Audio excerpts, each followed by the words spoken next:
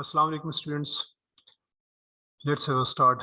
ये आपके सामने है ये सोर्सेज ऑफ इंफॉर्मेशन।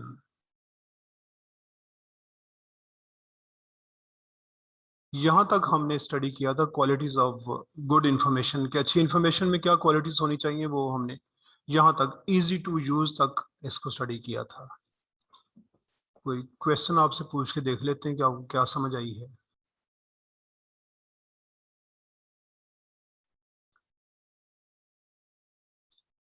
अच्छा जी, ये कौन बताएगा कि ये जो टेक्टिकल मैनेजमेंट होती है इसको हम क्या समझते हैं कि कितने डिसीजंस ये ले सकती है, कितने टाइम स्पैन के लिए?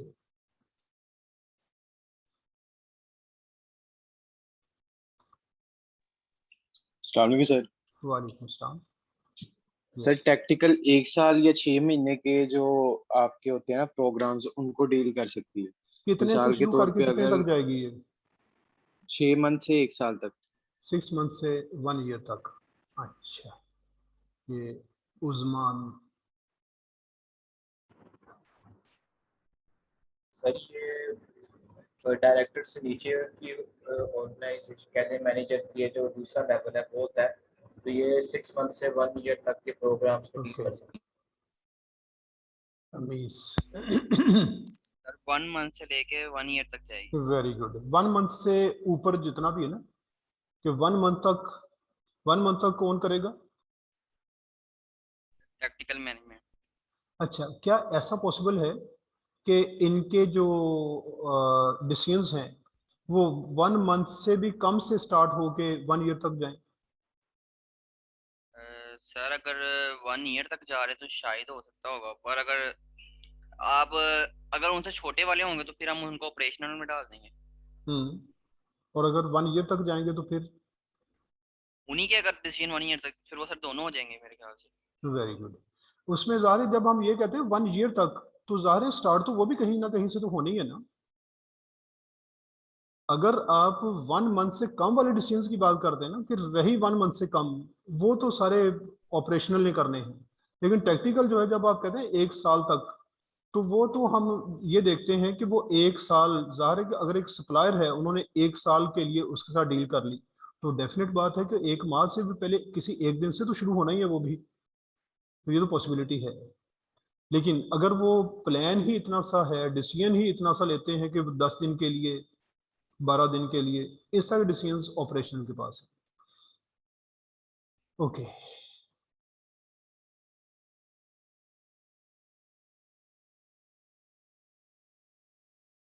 चलिए, एक क्वेश्चन ये आया था कि ये डायरेक्ट और इनडायरेक्ट ये अप्रोचेस ये क्या होती हैं? ये दो अप्रोचेस हमने अब देखनी है पहले, उसके बाद फिर आगे स्टडी करते हैं इसको।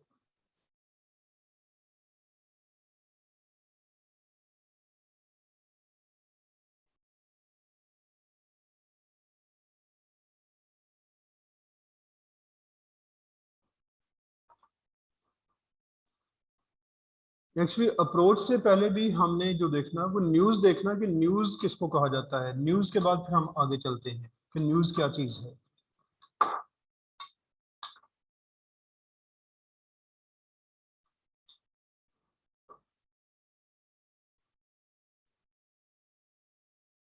न्यूज़, न्यूज़ की दो टाइप्स हैं।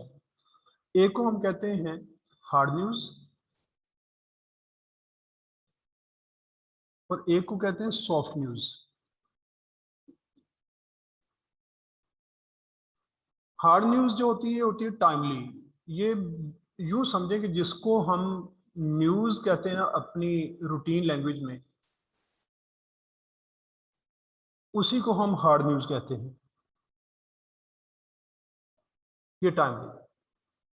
और सॉफ्ट न्यूज़ ये होती है टाइमलेस। यानी यूं समझें कि यहाँ न्यूज़ से मुराद को खबर नहीं है। न्यूज़ जहां हम डिस्कस कर रहे हैं, न्यूज़ का मतलब है कि कोई बात, कोई भी बात जो की जाती है, whatever you speak, what ever you right, that becomes news. अब जो किसी टाइम के साथ स्पेसिफाइड है, उसको हम कहते हैं हार्ड न्यूज़। टाइम के साथ कैसे होती है कि जैसे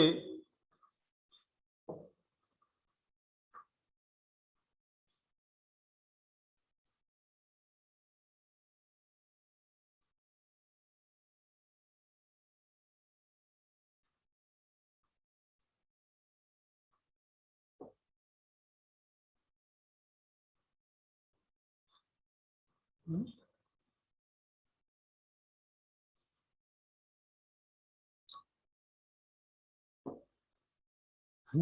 हार्ड न्यूज़ जहां हम बात करते हैं टाइम की, किस तरह से कि जैसे मैच कब होगा, प्राइम मिनिस्टर का विजिट कब है, वो स्पीच कब होगी, लेक्चर कितने बजे होगा, और फलां जो इवेंट है किस ईयर में होगा, आप कब वापस आएंगे, ये सब टाइम के साथ है।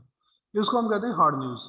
और सॉफ्ट न्यूज़ क्या है, इसका टाइम के साथ कोई ताल्लुक नहीं है, ये खबरें नहीं होती, ये तो कोई भी अच्छी बात, कोई बुरी बात, जहां से आप कोई मॉरल लेसन वगैरह लेते हैं, इन सबको हम सॉफ्ट न्यूज़ समझते हैं।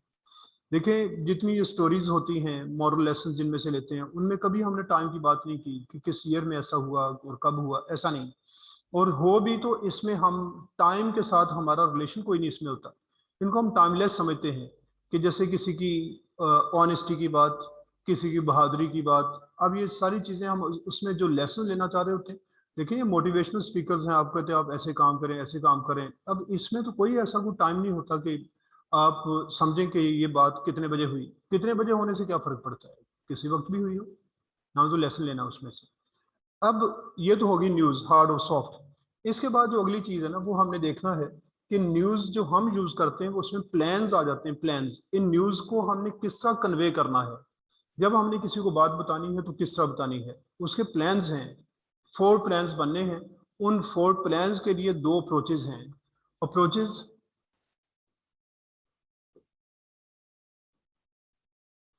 एक है direct approach.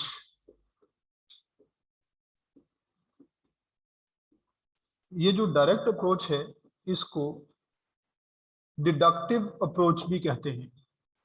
Deductive,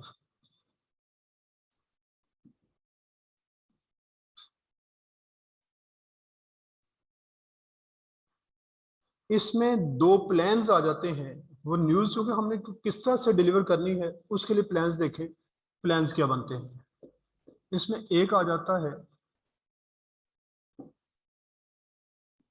direct request plan, और दूसरा इसमें गुड न्यूज़ प्लान।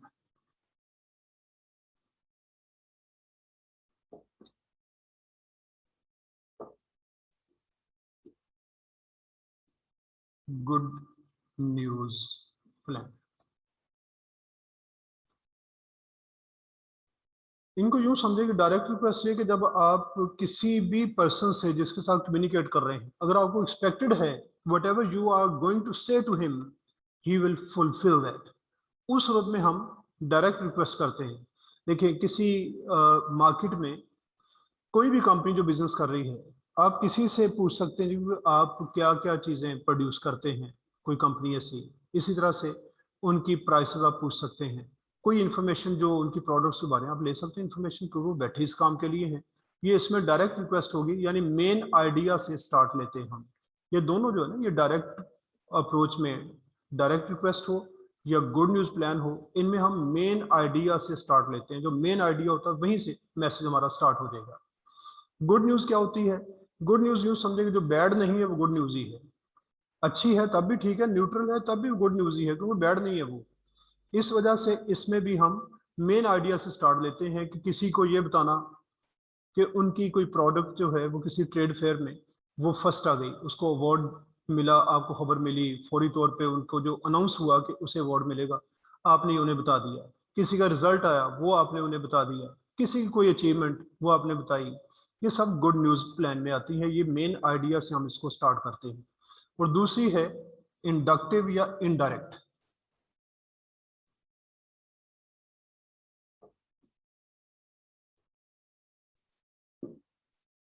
इनडायरेक्ट और इंडक्टिव,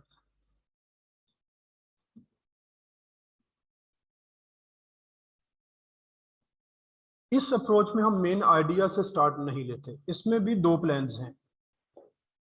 प्लान्स देखें कौन कौन से हैं। एक आ जाता है इसमें परसुएसिव रिक्वेस्ट प्लान।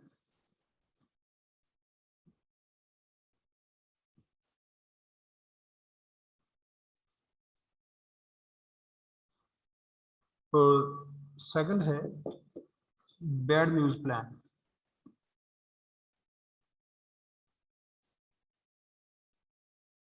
अब ये वो है जहाँ पे हम ये एक्सपेक्ट नहीं कर रहे कि हम जिसके साथ कम्युनिकेट कर रहे हैं वो हमें पॉजिटिवली रिस्पॉन्ड करेगा, कि अगर हम जाति को बात कर दें तो बड़ा मुश्किल होगा। अब देखिए ये ऐसे ही है कि किसी से किसी चीज़ का आप अपने फ्रेंड्स में जब बात करते हैं, किसी आप कहते हैं यार ये बाइक की कीज देना प्लीज, अब बाइक की कीज पकड़ी, उसकी बाइक ले गए, ये क्या आपको पता है फ्रेंड है, इस यहाँ पे आप डायरेक्ट रिक्वेस्ट पे चले जाते हैं। लेकिन जहाँ पे आपका रिलेशन इतना अच्छा नहीं है लेकिन ज़रूरत पड़ गई है, अगर आप कहेंगे भाई ये कीज देना जरा अपनी बाइक की, वो कहता क्यों, ऐसी सूरत में हमें परसुएसिव रिक्वेस्ट पे जाना पड़ता है। आप अपनी प्रोडक्ट्स जो हैं अगर कहीं पे सेल करना चाह रहे हैं, उन प्रोडक्ट्स के लिए आप देखें कि एक आदमी को ज़रूरत ही नहीं है प्रोडक्ट की, वो ज़रूरत तो आपने खुद उसकी क्रिएट करनी है, वहाँ पे उसको खुद बताना है कि आपकी क्या प्रोडक्ट है और किस तरह से उसकी जो ये नीड बन सकती है, ये तो आपने बनानी है। जिसका कहते हैं ना कि advertising makes you buy, you don't need. Advertising आपको इन चीज़ों पे खरीदने में आपको मजबूर कर देती है जिनकी आपको ज़रूरत भी नहीं होती। तो ये तो आप माइंड बनाएंगे तो फिर है, उसके लिए है परसुएसिव रिक्वेस्ट प्लान। इसमें आमतौर पे हम एक आइडा प्लान इसको कहते हैं, आइडा प्लान इसमें यूज किया जाता है, AIDA, आइडा। आइडा क्या है, इसमें स्टेप बाय स्टेप हम ये करते हैं, पहले अटेंशन कैच करते हैं उसकी, अटेंशन आमतौर पे कैच इस तरह होती है कि आपने कोई फनी रिमार्क, कोई पोलाइट कमांड कोई वो दे दी, या आपने कोई एक्सपर्ट ओपिनियन किसी का था वो शेयर कर दिया, किसी क्वेश्चन पूछ लिया आते ही। आपने देखा होगा कि कई शोज में लोग आते हैं ना, वो आते ही बड़ी एक थ्रिल क्रिएट करते हैं, क्या आप जानते हैं, तो सारे लोग सुन रहे होते हैं पता नहीं अब क्या उसने पूछना हमसे, ये क्या उसने अटेंशन कैच कर ली। ये कभी आप इनको देखें, ये लोग जो बसेस में चीजें बेचने वाले हैं ना, ये बड़े बहुत बड़े, मैं समझता हूँ कि ये इस मामले में स्किलफुल लोग होते हैं, ये आते ऐसी बात करेंगे अपनी प्रोडक्ट बेचने के लिए, आपकी अटेंशन कैच कर लेते हैं, इनकी बातें ऐसी होती। अटेंशन, तो अटेंशन में आपको एक आध एग्जांपल दे देता हूँ कि इसमें क्या किया जाता है कि सपोज आप इमिग्रेशन का काम करते हैं, कि आप लोगों को फॉरेन कंट्रीज में स्टूडेंट्स को और प्रोफेशनल्स को बाहर भेजते हैं। अब वो क्या करते हैं, एक लेटर आपको मिलता है, अब आपके साथ कोई कम्युनिकेशन नहीं, आप तो नहीं जानते, तो अब वो लेटर आपने खोला, उसमें लिखा होगा congratulations on becoming the future citizen of Canada. अच्छा मुझे मुबारकबाद किस चीज़ की, मैं तो अप्लाई भी किया था। फ्यूचर सिटीजन उसने कहा है, अब उसने अपनी प्रोडक्ट आपके सामने रखी, टेंशन कैच कर ली उसने। अब आप इंटरेस्ट के साथ सारा पढ़ते हैं, हाँ यार कनाडा को मैं भी जाना चाहता हूँ। तो ये जो चीज़ है ये क्या है, उसने अटेंशन कैच कर ली। समटाइम्स क्या करते हैं, ये तो हो गया एक ग्रीटिंग के तौर पे, एक कंग्रेचुलेट करके उसने ऑप्टेटिवली आपको अटेंशन कैच कर ली। समटाइम्स क्या करते हैं वो, पोलाइट कमांड्स। कमांड क्या है, stop thinking about your old AC, अपने पुराने एसी के बारे में सोचना छोड़ दें, अब क्या अब नया एसी उनको अब माइंड बनाना है। Question, do you sleep well at summer nights, question पूछा, आप कहते हैं ये क्वेश्चन क्यों पूछा, नीचे पढ़ना शुरू कर देते, अटेंशन उसने कैच कर लिया। उसके बाद है इंटरेस्ट। इंटरेस्ट, अब आप अपनी प्रोडक्ट के जो फिजिकल फीचर्स या सेलेंट फीचर्स होते हैं वो बताते हैं कि इस एसी में ये है, ये है, ये है, अब इस सारी चीज़ें कि किस तरह का बना, वो सारी चीज़ें जो है ना, वो आप इंटरेस्ट उसका डेवलप करते हैं। उसके बाद डिज़ायर क्रिएट करते हैं। डिज़ायर किस तरह क्रिएट होता है कि ये इतनी डेट तक हम इस पे 10% डिस्काउंट दे रहे हैं, money back guarantee, free trial, free samples, जिस तरह की प्रोडक्ट हो, एसी का फ्री सैंपल नहीं मिलेगा, खुश ना होना। फ्री सैंपल जो छोटी चीज़ों के हो सकते हैं, वो जिसका फ्री ट्रायल हो सकता है, फ्री ट्रायल आपको, फ्री सैंपल्स, ये इस तरह की चीज़ें, मनी बैक गारंटी। अब ये क्या होता है फिर साथ, कई दफ़ा ये कि आपको लॉटरी विन करने के चांसेस, ये डिज़ायर क्रिएट किया जा रहा है। लेकिन अब एक बात जो ना, ह्यूमन माइंड, जिसको हम बार बार ये कहते हैं कि every person mind is a unique filter, जो बात आप किसी से कर रहे हैं जरूरी नहीं है कि उसका इम्पैक्ट वही हो जो आप चाहते हैं। अब कुछ नहीं कर सकते, कोशिश कर सकते हैं। अब देखिए मैं आपको ये जो बातें बता रहा हूँ ना, अब किसी की समझ में बहुत अच्छी तरह आ रही हैं, किसी को कम आ रही हैं, किसी को उससे भी कम आ रही हैं, किसी के समझ में हो सकता आए भी ना, पॉसिबल है। और ये भी हो सकता है कि कुछ ये बैठे सोच रहे हों कि हमारा तो टॉपिक ही नहीं था, इस पे इतना टाइम लग गया। नहीं, ये बिजनेस कम्युनिकेशन है, हमने तो पूरे उसको एक सिनेरियो में उसको देखना है, समझ तो फिर आएगी। अब आपने अपनी प्रोडक्ट के फिजिकल फीचर्स या सेलिंग फीचर्स बना के इंटरेस्ट डेवलप करने की कोशिश की, लेकिन उसका डिजायर क्रिएट हो गया। हमने जो डिजायर करा ना, money back guarantee, free samples, free trials इनके साथ, लेकिन आपने इंटरेस्ट डेवलप की, उसका डिजायर क्रिएट हो गया। अच्छा, उसने डिजायर के लिए पूरी कोशिश की कि आपकी मनी बैक गारंटी, आपको वो दुबई का टिकट, उम्रे का टिकट निकल सकता है, लेकिन आप कहते हैं अब तो मैंने चीज ले ली, अब तो अगली दफा देखेंगे। अब ज़ाहिर है ये क्या है, ये इंटरेस्ट है सिर्फ आपका, डिजायर नहीं क्रिएट हो सकता क्योंकि आप चीज खरीद चुके हैं। अच्छा, इंटरेस्ट वाले से डिजायर कैसे बन जाता है? उसने आगे कहा जी कि ये जो हमारी प्रोडक्ट है, एसी है जो हमारा, इसमें हमने एक्स्ट्रा ना एक वो क्लॉक भी छोटा सा लगा दिया है। आप पहले सोचते रहते थे यार ऐसा एसी तो नहीं अभी तक आ रहा कि जिसमें क्लॉक भी छोटा, अगर क्लॉक भी लगा देते तो क्या हर्ज था, हम अलग से क्लॉक जो लगाना, अगर क्लॉक इस पे चलता रहे। उसे सेलेंट फीचर बना, आपका फौरी तौर पर डिजायर बन गया, क्योंकि आप तो ढूंढ रहे थे कि इस तरह का हो। उसे फिजिकल फीचर बताया, आपका डिजायर बन गया, क्योंकि आपको जरूरत थी। जहां आपकी जरूरत नहीं है, आप चीज ले चुके हैं, आज आपने खरीद ली, शाम को फिर कोई आ जाए, कोई मार्केटिंग वाला, तो आपको सिर्फ इंटरेस्ट डेवलप हो सकता है, अगर हो अब तो मैं ले चुका हूँ, अब नहीं, अब अगली दफा से इंटरेस्ट हो सकता है। ठीक है ना? तो ये जो ना आई और डी, ये शफल करते रहते हैं। आप इंटरेस्ट डेवलप करने की कोशिश करेंगे, डिजायर क्रिएट हो सकता है। आप डिजायर क्रिएट करने की कोशिश करते हो, उसमें सिर्फ interest he develop possible. A for action. अब आप क्या करेंगे, ये एक्शन उन्हें बताना हो। एक्शन से मुराद इजी एक्शन है, एक्शन इजी बताया जाए कि जिसको वो इजीली कर भी सके। देखिए, आपने किसी को जब बताना है कि आपकी ये प्रोडक्ट है, अब उस प्रोडक्ट को किस तरह से वो आदमी खरीदे।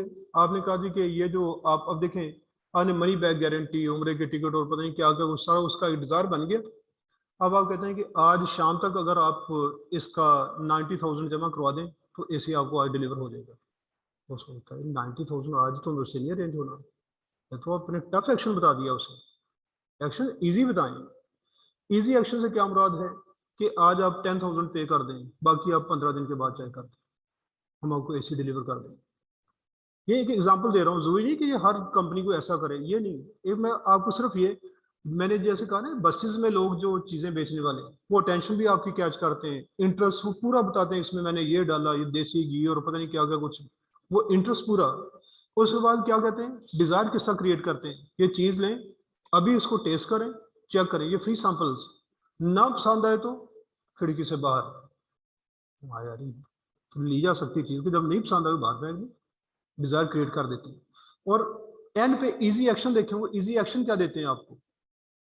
इजी एक्शन ये कि यहीं पे खरीदें तो आपको इतनी ये सेविंग है इसमें, कंपनी से मंगवाएंगे तो सारा आपको पार्सल का भी एक्सपेंस देना पड़ेगा और चीज महंगी है। इजी एक्शन कि यहीं पे खरीदें, आपको कहीं जाने की जरूरत नहीं। तो ये आइडा प्लान, ये परसुएसिव रिक्वेस्ट प्लान में जहां आप ये समझते हैं कि अगले आदमी को आपने जाते कहो ये लो ये चीज खरीदे, ऐसा नहीं होगा। वहां पे आप, अगर जहां पे ऐसी पॉसिबिलिटी होती फिर वो होना था डायरेक्ट रिक्वेस्ट प्लान। ये परसुएसिव, परसुएड करेंगे पहले, फिर आप रिक्वेस्ट करेंगे। दूसरा bad news plan.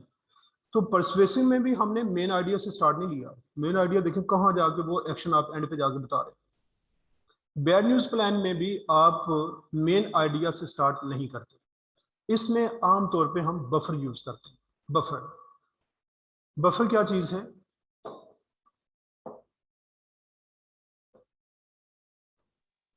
Sir AIDA की फुल फॉर्म क्या है? AIDA attention, interest, desire, action. ठीक हो गया, थैंक यू।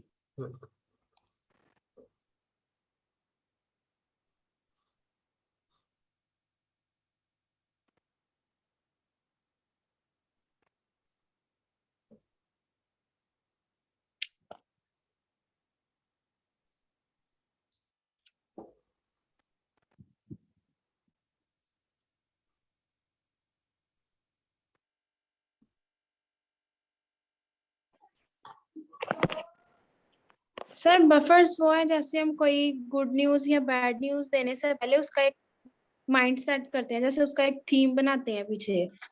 जी, तो ऐसा हम कह सकते हैं कि शॉक से बचाने के लिए जो डिवाइस हम यूज करेंगे that would be known as a buffer. Yes sir, yes sir. वो अच्छा न्यूज दे के भी उसको शॉक मिल सकता है और बुरा न्यूज सुन के भी उसको शॉक मिल सकता है, तो उसको उस सिचुएशन से बचाने के लिए हम उसको एक बफर मतलब कि एक थीम बनाते हैं उसका माइंडसेट का, गुड कि वो न्यूज का ओवर शौक रिएक्ट कैसे लगता है उसे? सिचुएशन।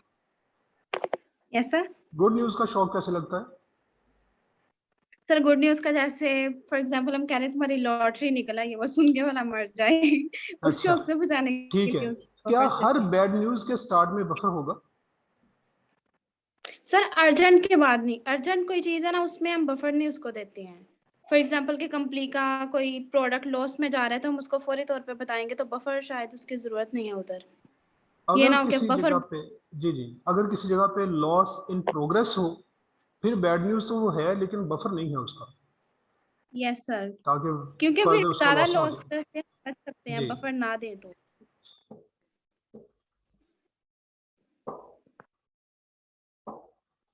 अच्छा जी, तो बफर हम जो यूज करते हैं आमतौर पे तो बैड न्यूज के लिए है। अगर ये क्वेश्चन आ जाए कि बफर गुड न्यूज में यूज होता है बैड में, तो हम बैड को ही टेक करेंगे। लेकिन पॉसिबिलिटी ये जरूर होती है कि गुड न्यूज भी आपके लिए हो सकता है कोई शॉक प्रोड्यूस कर दे, उस सूरत में हम वहां भी फिर बफर यूज करते हैं। और हो सकता है कि बैड न्यूज ऐसी है कि अगर आप बफर यूज करेंगे तो टाइम वेस्ट हो जाए, वहां भी ना यूज करें। लेकिन बेसिकली हम बफर वहां यूज करते हैं जहां कोई बैड न्यूज है। तो बैड न्यूज प्लान में भी हम मेन आइडिया से स्टार्ट नहीं करते। अच्छा, दो टर्म्स और भी देख लें, अब ये बात चल रही है तो कम्युनिकेशन जो होती है ना हमारी, वो दो तरह से है। कोई मैसेज आप देते हैं किसी को, सोलिसिटेड कम्युनिकेशन या सोलिसिटेड मैसेज, और अनसोलिसिटेड, सोलिसिटेड और अनसोलिसिटेड।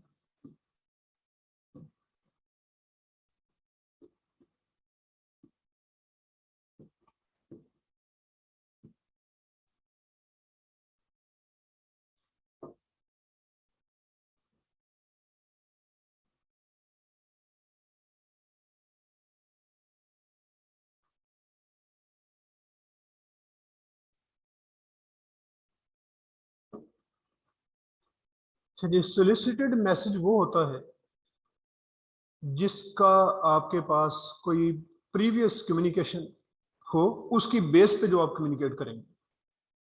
यूं समझ लें कि जो आदमी कम्युनिकेशन स्टार्ट करता है ना, वो अनसोलिसिटेड कम्युनिकेशन कर रहा होता है, और जो किसी मैसेज को रिस्पॉन्ड करता है वो सोलिसिटेड कम्युनिकेशन कर रहा होता है। तो अनसोलिसिटेड इसमें है इनिशिएशन। इनिशिएशन से मुराद ये है कि स्टार्ट इसने किया, पहले कोई कम्युनिकेशन नहीं हुई, इसने स्टार्ट कर दिया। एक कोई मैन्युफैक्चरर है, उसने कोई जो भी उनकी प्रोडक्ट्स हैं उनको मार्केट में इंट्रोड्यूस करवाने के लिए मुख्तलिफ कंपनीज को, इंडिविजुअल्स को लेटर्स लिखे, ये अनसोलिसिटेड कम्युनिकेशन है उसकी। और उसके रिस्पॉन्स में जो लिखेगा वो सोलिसिटेड कम्युनिकेशन होगी। ये रिस्पॉन्स है, इसमें स्टार्ट नहीं है। जो स्टार्ट करेगा वो अनसोलिसिटेड कम्युनिकेशन कर रहा होता है, और रिस्पॉन्स वाला सोलिसिटेड मैसेज सेंड कर रहा होता है। ठीक है जी, आप फिर जरा अपने बाकी वाले काम पे आ जाए वहीं पे। ये कुछ टर्म्स थी, ये जरूरी थी कि आपको इनका पता हो। अब है sources of information,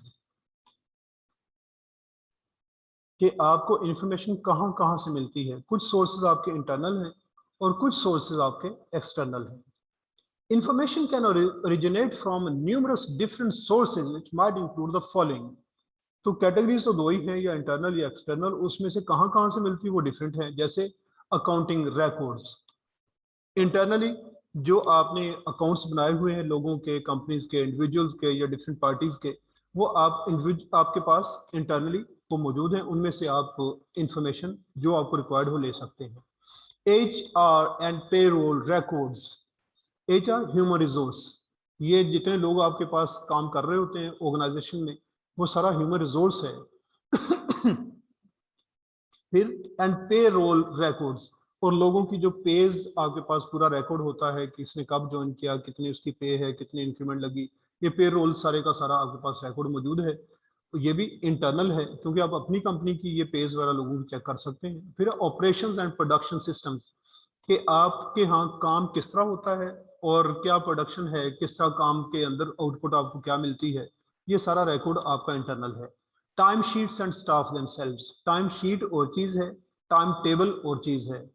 time table तो आपके काम करने का वक्त है, लेकिन टाइम शीट जो होती है ना, ये जो आपने कोई एक्स्ट्रा आवर्स में काम किया, कोई कहीं पे आप गए, कितने बजे गए, कितने बजे वापस आए एक दिन में, तो ये जो ना ये इनको फिल करते हैं, ये टाइम शीट्स बनती रहती हैं। कितने आपने ये ओवर टाइम आपका कितना था, कितने आवर्स का, कितने मिनट्स का, वो सब चीज़ें इसमें टाइम शीट्स में, इनमें से इंटरनली आप चेक कर सकते हैं जो इन्फॉर्मेशन आपको रिक्वायर्ड हो।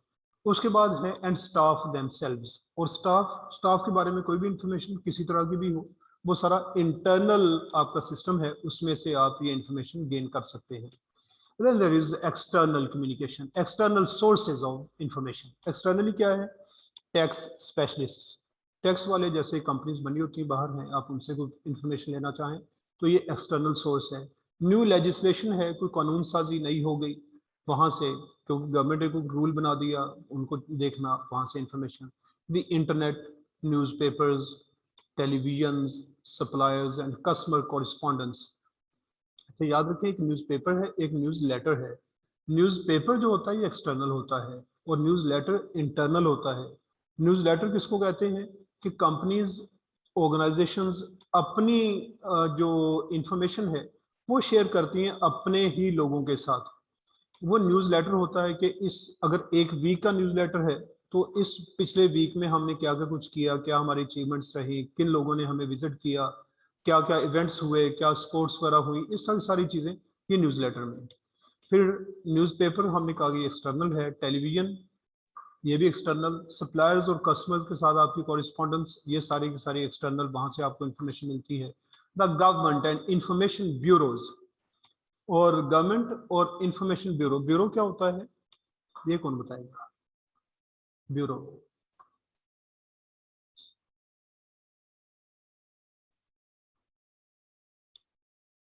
अच्छा जी, बेसिकली ब्यूरो जो है ना, ये फ्रेंच लैंग्वेज का वर्ड है। ब्यूरो का मीनिंग होता है टेबल, लेकिन यहाँ एजेंसी मुराद है कि इंफॉर्मेशन एजेंसी। ब्यूरो तो ऐसी है जैसे एक टेबल पे एक इंफॉर्मेशन देने वाला बंदा बैठा, दूसरी टेबल पे दूसरा, तीसरी पे तीसरा। लेकिन ये क्या है कि जो बाहर दूसरी एजेंसीज हैं उनके लिए भी ब्यूरो का वर्ड यूज हो जाता है।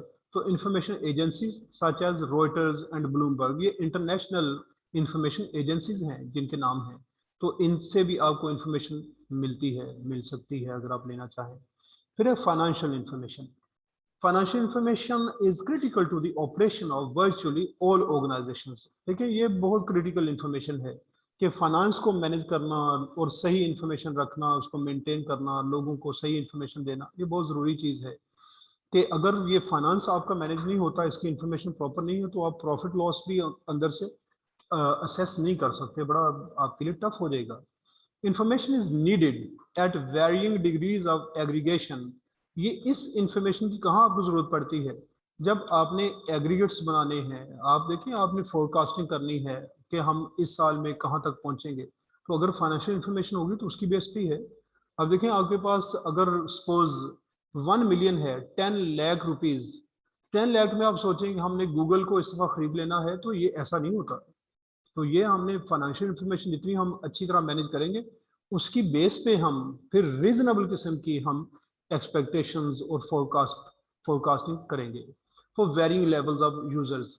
जिस तरह के आपके यूजर्स हैं, डिफरेंट यूजर्स, आपके लेवल्स क्या हैं, जैसे हमने कहा था ऑपरेशनल, टेक्निकल और स्ट्रेटेजिक, इनको हमने इंफॉर्मेशन देनी है, तो इसी की बेस पे चलना है। Such as revenue. अब देखें कि किस तरह के इश्यूज हैं। रेवेन्यू क्या है? Income, conveying elements such as revenue, cost and capital. Revenue है आपकी इनकम, कॉस्ट है कि जो आपकी किसी चीज़ पे, कॉस्ट में हमने कहा 3 चीज़ें हैं। कॉस्ट में आपका फाइनेंस, एफर्ट और टाइम, ये सारी चीज़ें शामिल है। और कैपिटल, कितना पैसा आपने इन्वेस्ट कर दिया किसी काम में, ये सारी इंफॉर्मेशन को मैनेज करना है। यानी आपको अपने कैपिटल का भी पता हो कितना आपने उसमें इन्वेस्ट किया, कॉस्ट कितनी आपकी मिला के कितनी बन रही है। देखिए एक चीज आपने अगर 100 रुपया उस पर लगाया हुआ है तो उसमें 100 ही नहीं है, आप ये देखेंगे 100 रुपये वाली चीज बनाने में आपके अगर 2 दिन लग गए और कितने लोगों ने काम किया, उनकी एफर्ट्स हैं, कॉस्ट तो फिर निकलनी है उसकी। फिर रेवेन्यू है कि आपकी इनकम कितनी हुई है। तो ये जो हमारी रेवेन्यू है, रेवेन्यू को प्रॉफिट नहीं समझना। प्रॉफिट तो उस वक्त आपको पता चलेगा जब आप जो रेवेन्यू आपका आएगा उसमें से कॉस्ट निकालेंगे, फिर बचना है बाकी। देखिए 100 रुपीज की चीज आपने बनाई और आपकी जो कॉस्ट है, देखिए आपने लेबर को भी पे किया है, अब वो देखें कि कितना उस पर आपकी एफर्ट हुई, कितना टाइम लगा, वो उसमें से निकालेंगे, फिर पता चलेगा प्रॉफिट कितने पे है। अगर आपने 100 की चीज 100 में बेच ली तो इसका मतलब आपकी तो कॉस्ट भी पूरी नहीं हो सकी। Good financial information embedded in communication should demonstrate the following fundamental characteristics। ये कुछ बेसिक कैरेक्टरिस्टिक्स हैं जो हम देखते हैं अच्छी इंफॉर्मेशन, अच्छी फाइनेंशियल इंफॉर्मेशन में जो होती हैं। वो क्या क्या है? फर्स्ट है relevant. It will impact decisions by either helping forecast the future or confirming past activity।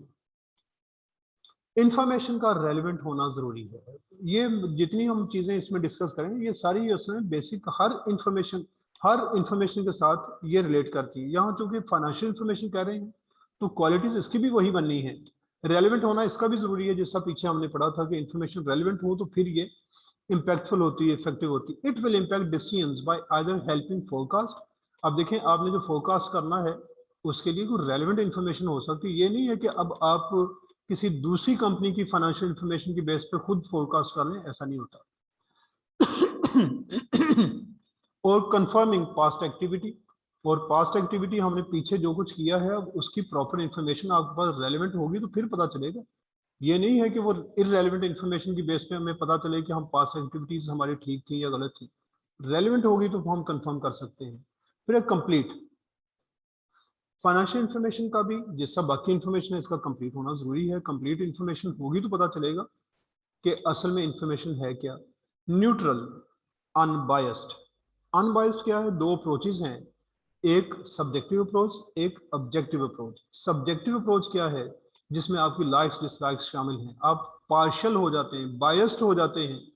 लेकिन एक दूसरी जो है वो ऑब्जेक्टिव है जिसमें आप इम्पार्शियल होते हैं, अनबायस्ड होते हैं, न्यूट्रल होते हैं। आप आपकी लाइक्स डिसलाइक्स उसमें शामिल नहीं होती। अब देखें एक है कि मुझे को पूछे कि सीए में एडमिशन कहाँ पे लें तो हम तो आंखें बंद कर कहते हैं आप टिप्स में चले जाएं।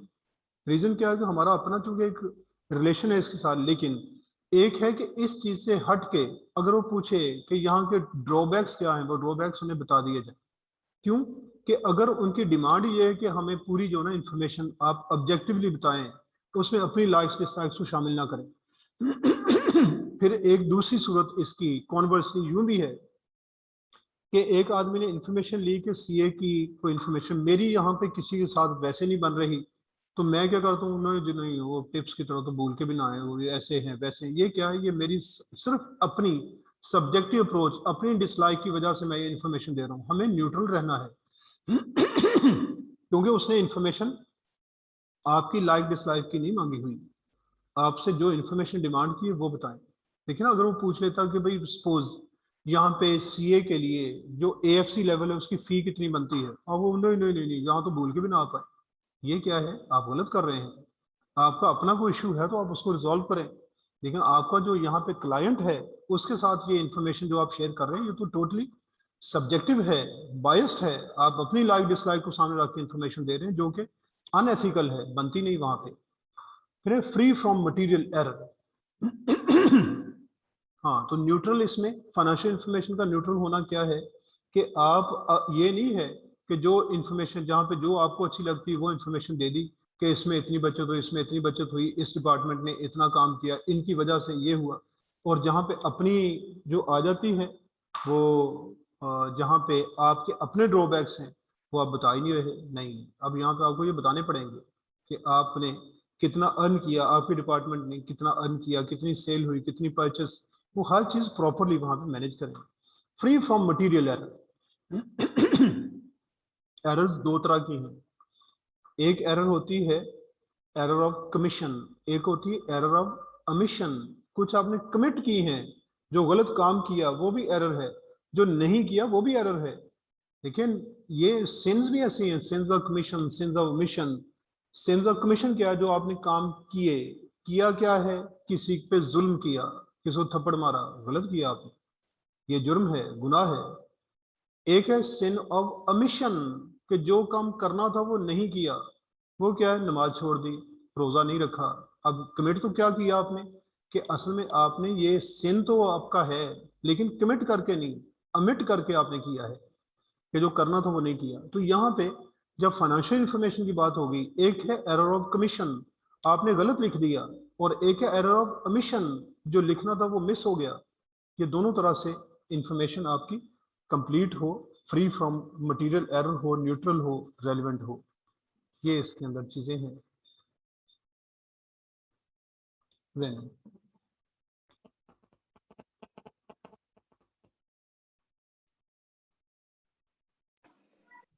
Sir kindly error of commission दोबारा बता दें। बेटा कमीशन जो है ना, कि आपने जो कमिट किया, यानी जो काम आप करेंगे ना, आपने को फिगर लिखनी है, चेक लिखा आपने, अब उसमें देखें कि जो आपकी, हम फाइनेंशियल इंफॉर्मेशन की बात करते हैं, आपने जो कुछ रजिस्टर्स में नोट किया उसमें कहीं पे गलत अमाउंट एंटर कर दी, ये एरर ऑफ कमीशन Yes. हो गई।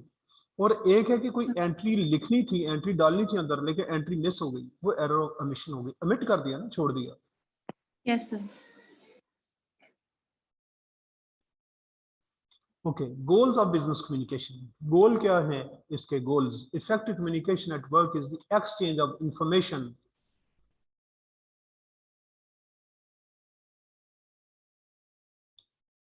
दैट इंडिविजुअल्स नीड, जो भी ऑर्गेनाइजेशन के अंदर लोगों की जरूरत है उसके मुताबिक उन्हें इन्फॉर्म करना, टू देयर वर्क प्रॉपर्ली, ताकि वो अपना काम प्रॉपर्ली कर सके। As we have already established, communication needs to be clear, communication आपकी क्लियर हो, क्लियर से मुराद अंडरस्टैंडेबल, कॉम्प्रिहेंसिव, कॉम्प्रिहेंसिबल, सॉरी, क्यों कि अगर अगले आदमी को इन्फॉर्मेशन समझ में ना आए तो उसका फायदा कोई नहीं है। हमने कहा था इजी टू यूज हो, इन्फॉर्मेशन जितनी भी अच्छी हो। अब आप बहुत अच्छा कोई आर्टिकल लिखा आपने, लेकिन अगला आदमी उसको जानता ही नहीं कि ये क्या लिखा हुआ है, तो फायदा तो कोई ना हुआ। तो अच्छी इंफॉर्मेशन वो है, जो कम्युनिकेशन अच्छी वो है जो अंडरस्टैंडेबल हो, रेलिवेंट हो, रिलायबल हो और टाइमली हो।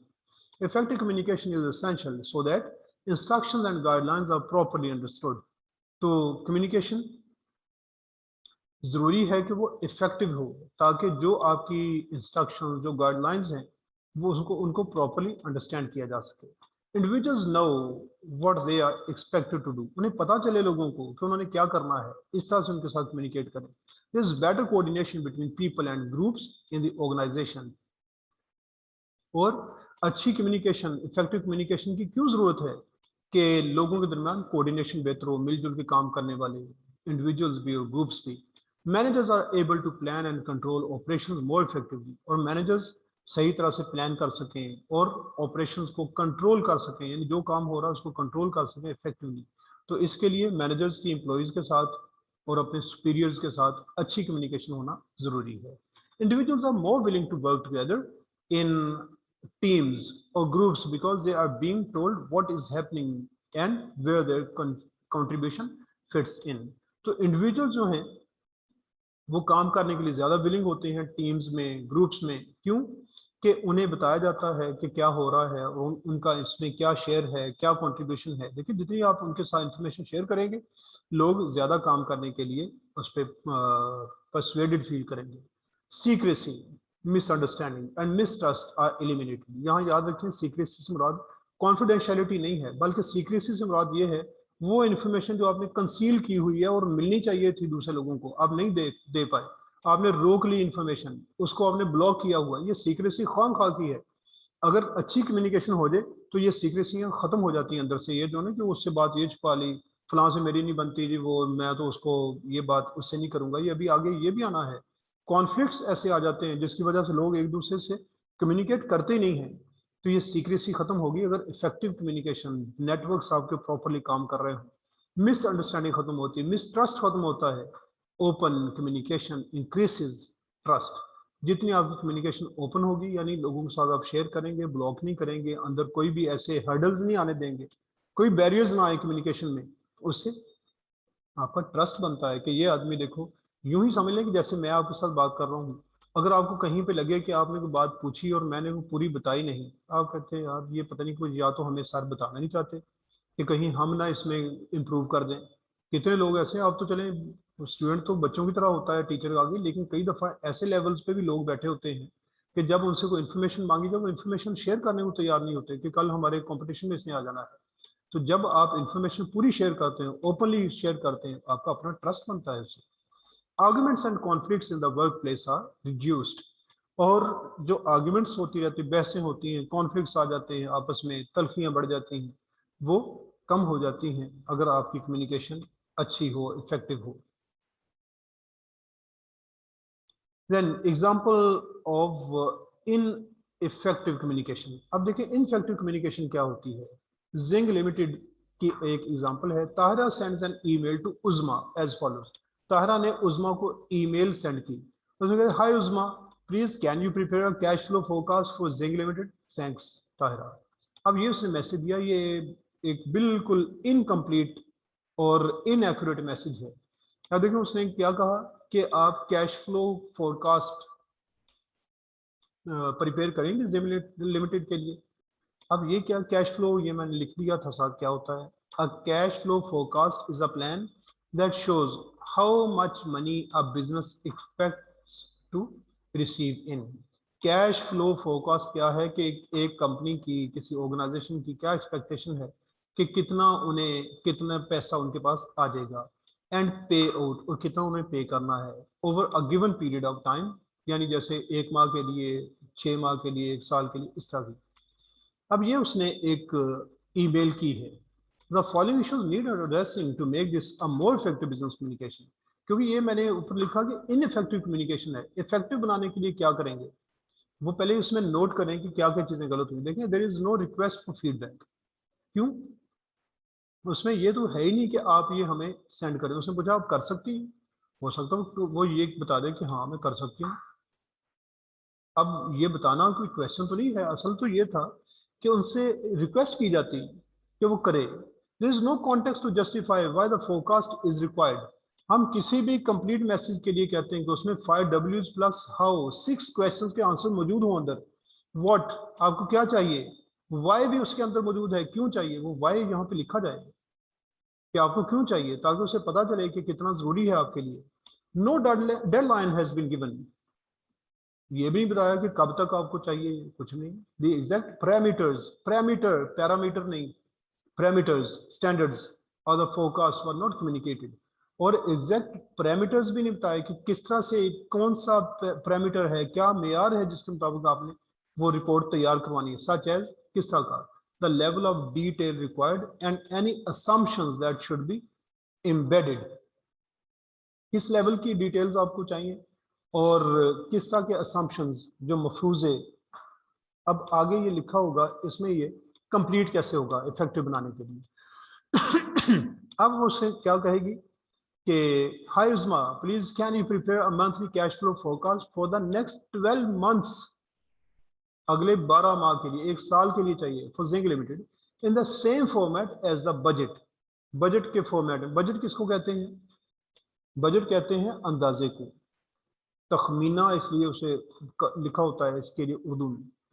तो जिस तरह हम अंदाजा लगाते हैं, अंदाजा यह है, we need to review this internally, यानी हमें क्यों जरूरत है कि हमने इंटरनली इसको रिव्यू करना है on Thursday ahead of the client meeting, क्योंकि हमारी एक मीटिंग आ रही है क्लाइंट्स के साथ, वी हैव नेक्स्ट ट्यूसडे, अगले ट्यूसडे को जो मीटिंग है उससे पहले पहले हम थर्सडे को, उससे पहले वाले थर्सडे को इसको देखना चाहते हैं।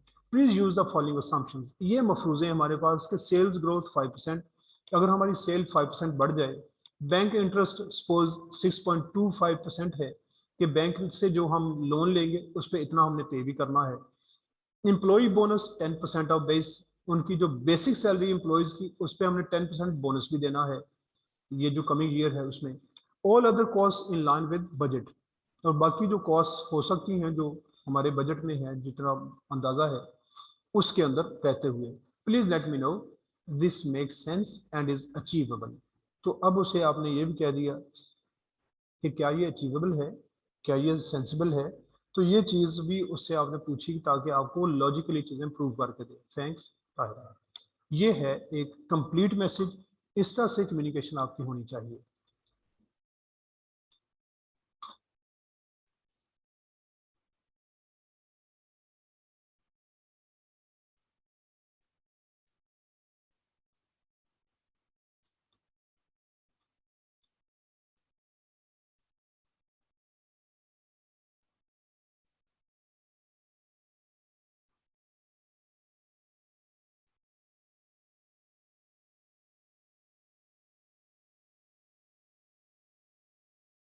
बेटा आपका माइक ऑन नहीं हो रहा।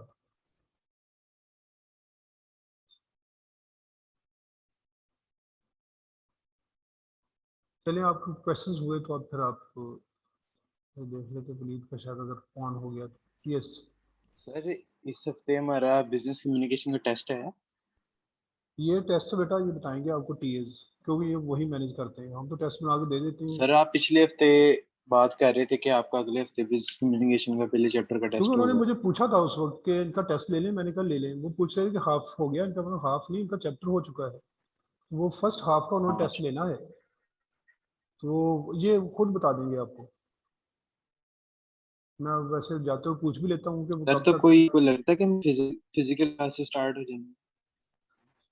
बेटा ये तो होपफुली होनी तो चाहिए, लेकिन क्या कहा जा सकता है अभी, क्योंकि खबरें सुनी है आपने कि सब हम तो खुद चाहते हैं कि क्लासेस स्टार्ट हों, इसमें तो जो है ना वो स्टूडेंट सामने ना हो, तो शायद वो फिजिकल प्रेजेंस जो है ना टीचर की कहीं पे क्लास में, उसका जो इम्पैक्ट है ना वो ऑनलाइन का नहीं है।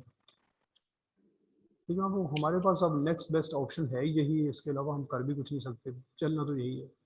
ये बात खुल जाए इंस्टीट्यूट्स तो हमें तो ज़्यादा अच्छा है, ज़्यादा जो है ना ये ट्रांसफ़र ऑफ नॉलेज हमारे लिए भी ज़्यादा इजी, हम कंफर्टेबल हो जाते हैं उसमें। ठीक है जी, सी यू टुमारो इंशाल्लाह। Thank you very much. अस्सलाम वालेकुम।